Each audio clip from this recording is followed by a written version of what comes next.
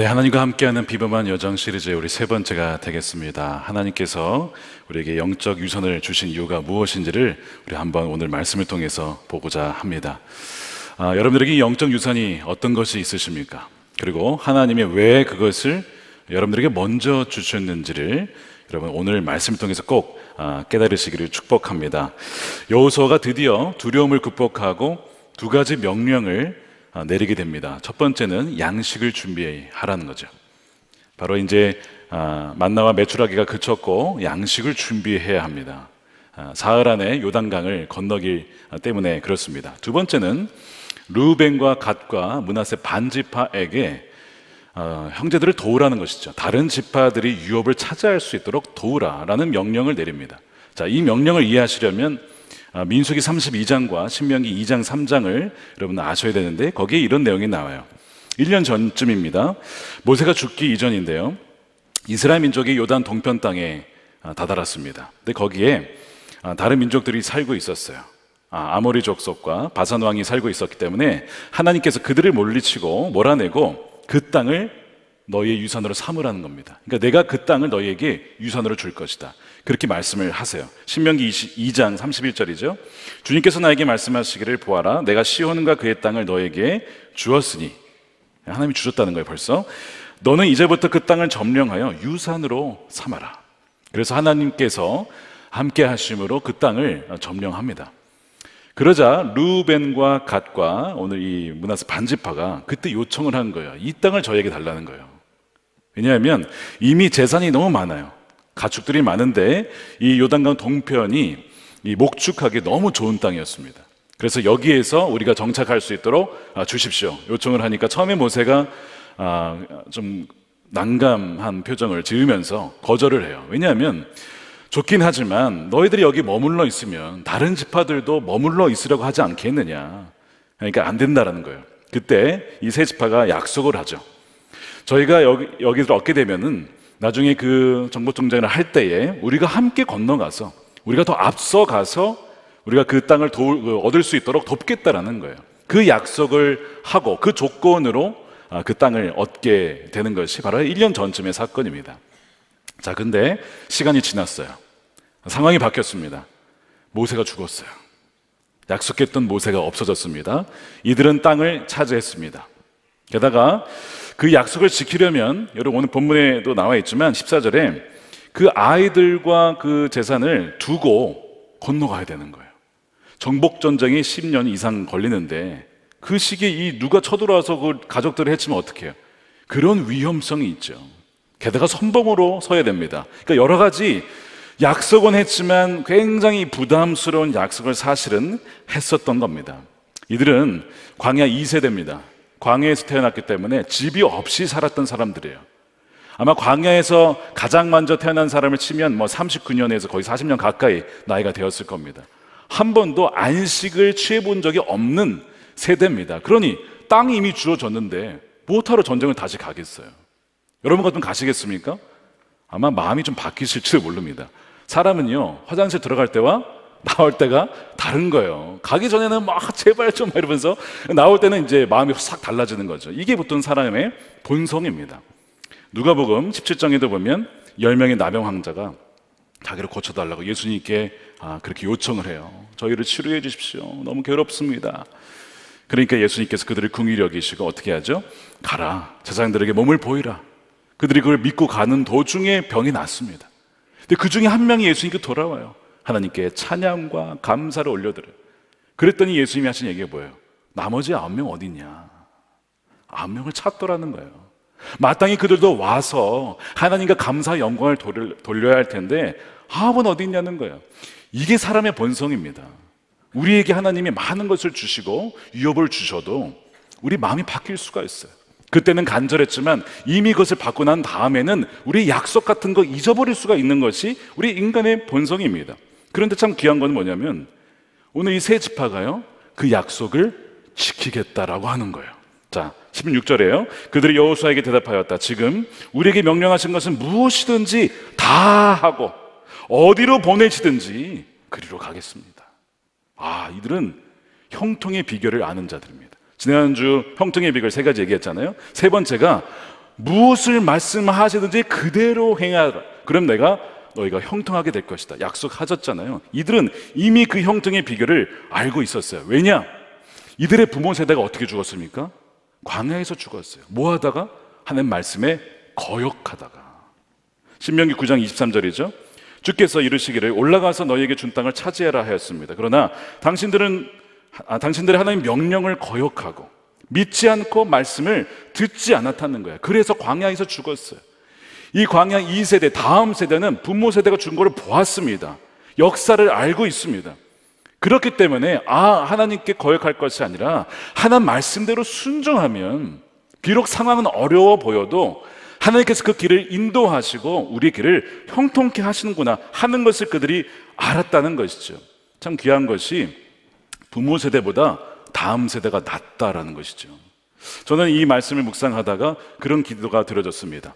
부모 세대의 유산이 참 귀하지만 우리 세대가 더 풍성한 유산을, 또한 우리 다음 세대가 더 풍성한 유산과 믿음의 깊은 견고한 그것을 갖게 해달라고 그런 기도가 나왔어요. 여러분들의 자녀가 그런 유산을 누리기를 주님의 이름으로 축복합니다.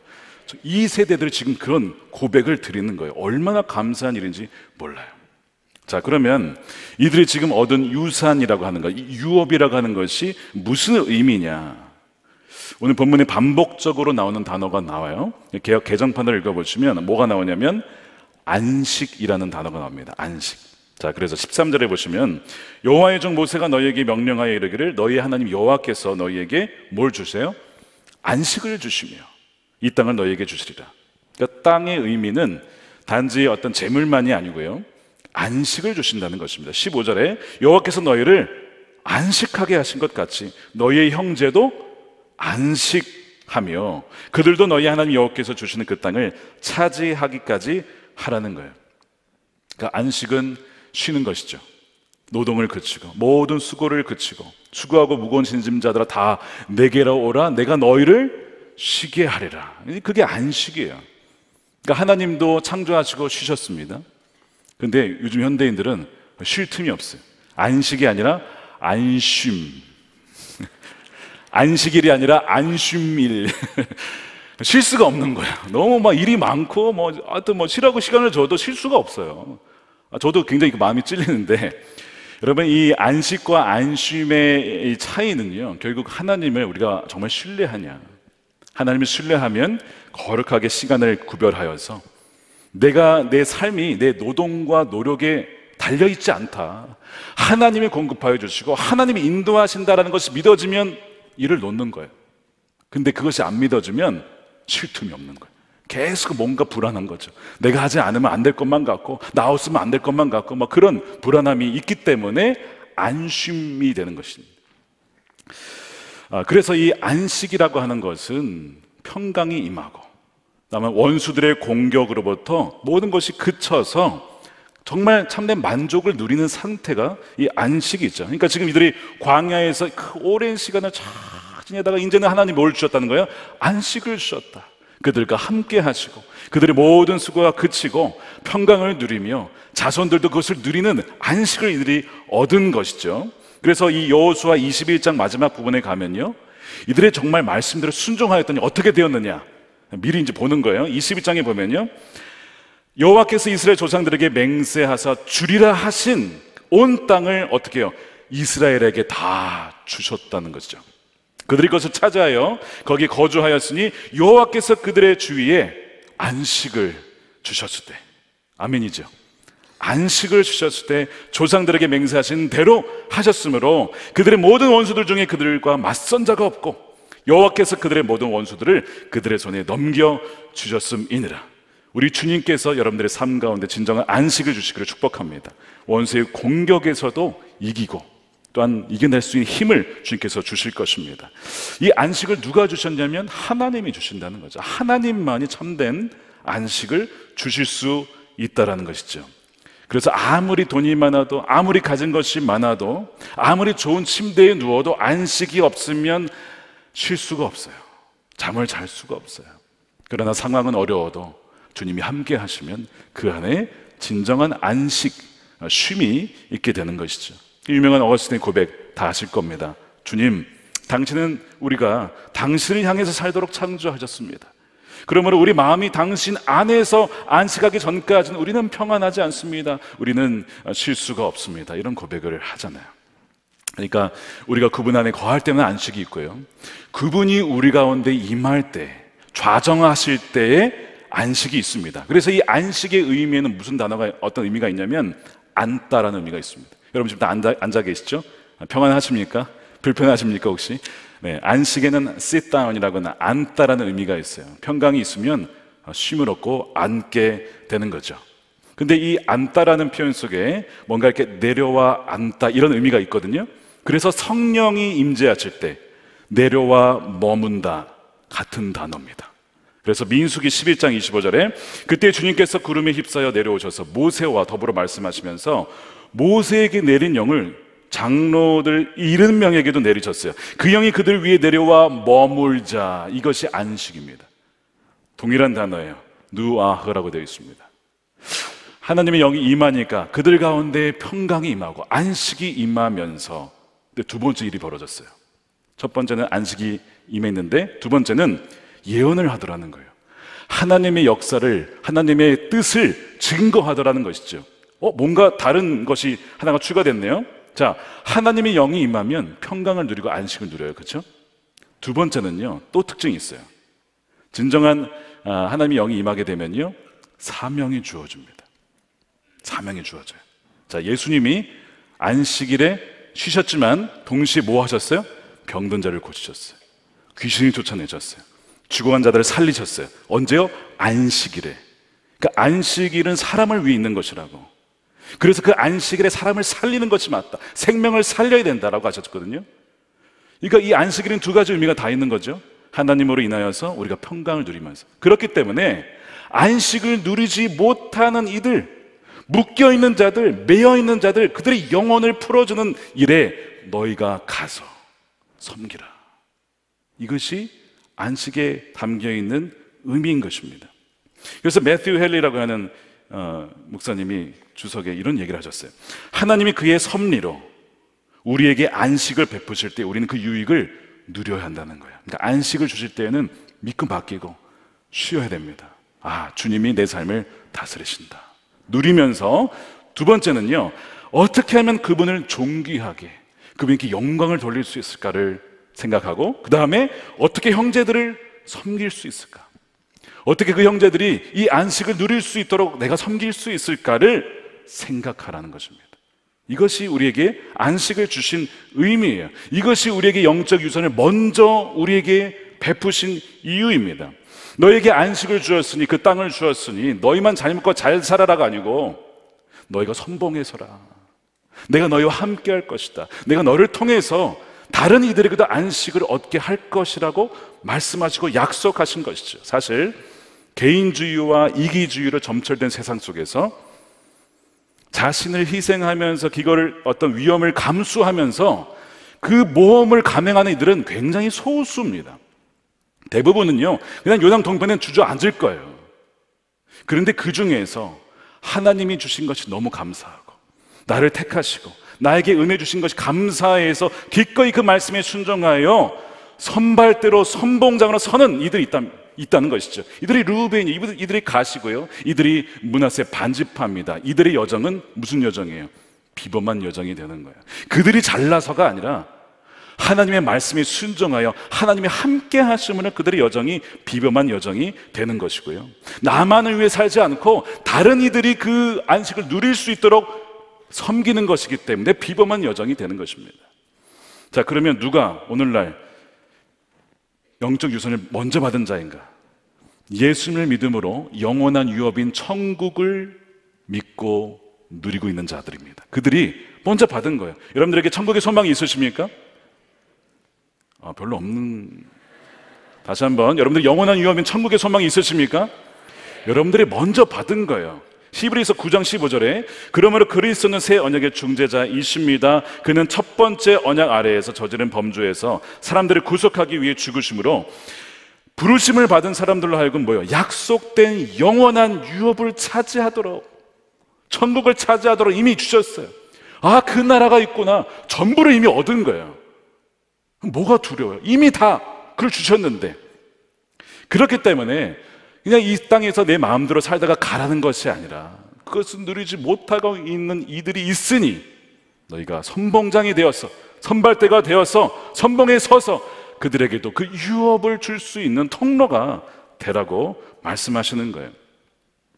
매일 아침에 이제 새벽 기도에 갔다가 어느 날 아침에 참 추운 날이었어요. 새벽에 추운 날이었는데 어떤 분이 저에게 인사를 차에서 하시는 거예요. 안녕하세요, 어디 가십니까? 했더니 복정역 전도를 가신대요. 그 추운 날, 영하 거의 한 8, 9도 10도 가까이 됐던 날이었어요. 되게 추웠거든요. 왜 그분이 거기에 가실까요? 뭐 의무로 가실까요? 뭐 돈을 줍니까 누가? 자기가 누리고 있는 주님과의 이 관계에서 오는 평강과 그 안식의 유익과 그 영원한 유업이 있는데 너무나 많은 사람들이 그걸 알지 못한 채 하루하루를 살아가고 있어요. 살아가지만 사실상 죽어가고 있는 거잖아요. 너무 안타까워서 복정역에 가서 복음을 증거한다는 거예요. 우리 오늘도 예배 때 우리 함께 수화로 섬기시지만 여러분들이 왜 섬기실까요? 우리 수화로만 우리 알아들으실 수 있는 분들, 그들에게도 영원한 유업을 증거하기 위해서 하시는 거예요. 이때의 양육도 다 그걸로 했습니다. 여러분, 그리고 또 세례를 받으셨어요. 얼마나 귀한 일입니까? 영원한 유업을 그들에게 드리고 있는 거잖아요. 문화사역국 어린이 14명, 교사 14명 사역자 포함해서 인도네시아 지금 가 있어요. 왜요? 이슬람의 그 잘못된 교리와 거짓에 사로잡힌 너무나 많은 사람들이 엄청 많이 죽어가고 있는 거예요. 그러니까 아이들이 거기 갔어요. 근데 말이 안 통해. 그럼 어떻게 해요? 문화라고 하는, 전 세계 공통어죠. 문화라고 하는 언어를 통해서, 퍼포먼스를 통해서, 공연을 통해서 복음을 증거하러 간 거예요. 왜냐하면 그들이 죽어가니까. 예수 그리스도가 그분을 위해서도, 그들을 위해서 죽었다라고 하는 것을, 그리고 살아나셨다, 영생을 주셨다라는 것을 증거하기 위해 그들은 지금 거기 가 있는 것입니다. 뭐죠? 선봉장이 되어서, 루벤이 되어서, 가츠파가 되어서 아이들이 지금 섬기고 있는 것입니다. 누가 또 영적 유산을 받았는가? 부부 중에 한쪽이 먼저 믿은 경우 있잖아요. 먼저 유산을 받은 거예요. 그럼 배우자에게 증거하라는 것이죠. 가족들에게 주라고 먼저 유산을 주신 겁니다. 터툴리안이라고 하는 분이 초대교회 역사를 많이 기록해놨는데 이런 기록이 있었어요. 대개 초대교회에 그리스도인 아내들이 많고 안 믿는 남편들이 많았다고 합니다. 그래서 이 아내들이 어떻게 살았는가? 초대교회 공동체 예배와 기도회와 이제 성찬을 굉장히 이제 믿는 이들만 받게 되었는데, 그렇게 하고 나서 바깥으로 나가서 정말 어려운 사람들을 돕고, 또한 감옥의 재수자들을 방문해서 그들의 발을 씻기고 환대하고 이렇게 살아가요. 그러니까 예수님을 믿고 나서 이 아내가 점점 바뀌어가는 거예요. 근데 그의 성품이 예전하고 달라. 그러니까 처음에 남편은 이 아내가 자꾸 밖에 나가니까 이 무슨 일인가 안 좋아했는데, 점점 변해가는, 좋게 변해가는 아내를 보면서 이 도대체 무슨 일이지? 경외심이 들면서, 궁금증이 들면서, 그러면서 그 남편들도 하나님의 기적을 만나기도 하고 경험하기도 하고, 그러면서 그 남편들도 변화되더라는 그런 기록들이 있어요. 아내를 통해서 그 유업이 남편에게로 흘러가게 된 것입니다. 또한 누가 영적 유산을 먼저 받았는가? 자녀들이, 여러분 믿고 계십니까? 너무 놀라운 유산을 받으신 거예요. 부모는 믿지만 안 믿는 자녀들 굉장히 많거든요. 근데 여러분들이 지금 자녀가 믿고 있다, 어마어마한 유산을 지금 받은 겁니다.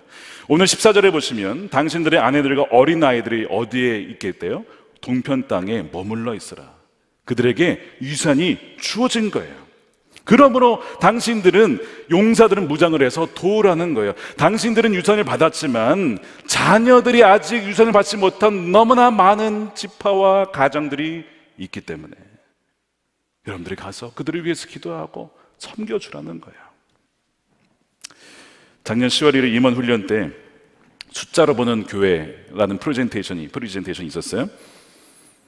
숫자가 많이 나왔습니다. 이게 무슨 의미일까요? 무슨 의미일까요? 하는데 한 번은 숫자 2가 나왔습니다. 뭘까요? 작년에 5월 달에 교사 모집 광고를 했습니다. 몇 주간 쫙 해서 모집된 교사 숫자 2명. 이거예요. 충격이죠. 야, 어떻게 이럴 수가 있나. 저도 충격받고 다 충격받았어. 어떻게 이럴 수가 있나. 나중에 막 경례에서 한 160여 명이 지원하셔서 얼마나 감사한지 몰라요. 뭐 그런 일이 있었고요. 직분자, 그러니까 집사님 이상 임원분들 중에 봉사하지 않는 분들이 거의 50%. 그러니까 코로나를 지나면서 약간 그런 것들이 더 심해진 것 같아요. 저는 믿기를 이분들이 가정에서나 직장에서나 본인이 있는 곳에서의 어떤 선교적인 삶을 사시느라 그럴 것이다라고 저는 믿고 싶습니다. 좋은 쪽으로 생각하는 게 좋죠. 아무래도 그렇게 그것도 너무 중요한 사역이에요. 그렇게 나가야 되거든요. 그런데 만일 그것도 아니고 이것도 아니다, 그럼 뭐예요? 요단 동편에 그냥 눌러 앉은 거죠. 하나님이 그렇게 많은 유산을 주었는데 먼저 주었고, 하나님이 다 주신 거예요. 하나님이, 내가 한 게 아닙니다. 하나님이 그렇게 주셨잖아요. 그런데 왜 요단 동편에 머물러 있느냐는 것이죠. 그래서 히브리서 4장 1절 6절에 보면요, 아무리 들어갈 안식이 남아 있어도, 또한 기쁜 소식을 먼저 들었어도 순종하지 않으면 그 유업이 자신의 유업이 되지 못한다라는 거죠. 여러분 잘 생각해 보세요. 하나님이 주신 유산들, 귀한 걸 많이 있으실 거예요. 적어도 하나 이상은 있으실 거예요. 그러면서 하나님께 혹시 약속하신 거 있지 않으세요? 하나님, 저 이렇게 할게요. 여러분 지키셨습니까? 벌써 너무 오래돼서 기억이 안 납니까? 여러분 기억하셔야 됩니다. 하나님이 다 알고 계세요. 내가 이렇게 베풀었는데 너가 그것을 잊고 있다라고 하는 거죠. 누가 또 영적 유산을 받은 자입니까? 대한민국 그리스도인들이에요. 저는 아무리 생각해도요, 어떻게 이렇게 대한민국의 교회와 그리스도인들이 이렇게 많을까? 아무리 생각해도 그거는 북한 때문입니다. 북한이 열리면 많은 게 아니에요. 그리스도인들이 많은 게 아니라고요. 교회가 많은 것도 아니에요. 하나님이 여기에 다 몰아놨다가 딱 뚜껑 열리면 쫙 퍼져나갈 수 있도록 준비를 지금 다 하고 계신 거잖아요. 저 그것이 너무 믿어지니까. 사실 지난 가을에 한 선교팀에서 나라를 말씀드리진 않겠습니다. 서편으로 건너가서 어느 나라에 가서 기도를 하고 왔어요. 왜냐하면 탈북자들 루트가 다 막혀 있어요. 지금 들어오질 못합니다. 막혀 있습니다. 주님, 이 막힌 곳을 열어주십시오. 뚫어주십시오. 생명을 찾아, 자유를 찾아 오는 그들이 돌아올 수 있도록 주여 길을 열어주옵소서. 그들이 선교단체도 만나고 교회들도 만나고 어떻게 우리가 협력할 수 있을까? 그것을 하기 위해 거기 갔는데요, 이들이 시간이 남아서 갔을까요? 재정이 남아서 갔을까요? 할 일이 없어서 갔을까요? 아니죠. 하나님이 우리에게 먼저 영적 유산을 주신 이유는 그 북한을 위해서 주셨기 때문에, 지금 내가 할 수 있는 순종의 일이 뭐냐, 그거라고 느껴졌기 때문에, 믿어졌기 때문에 간 거예요.